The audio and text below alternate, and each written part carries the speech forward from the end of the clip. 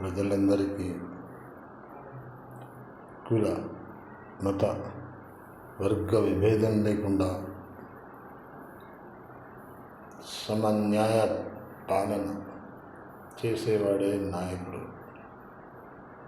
కులం మతం అని గద్దెనెక్కిన తర్వాత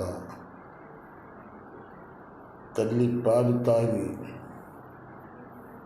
తల్లి రొమ్ము గుద్దినట్లు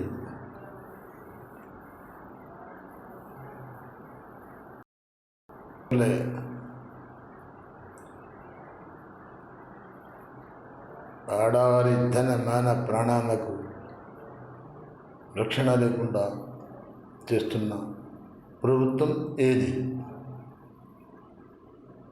ప్రతిరోజు రోజుకు ధర, కూరగాయల ధర,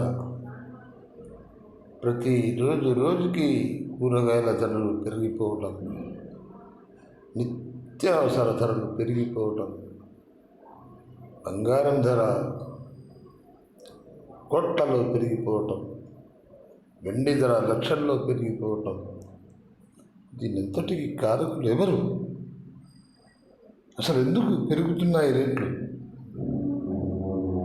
ఈ ఒక్క కారణం. బుర్ర పెట్టి ఆలోచించండి.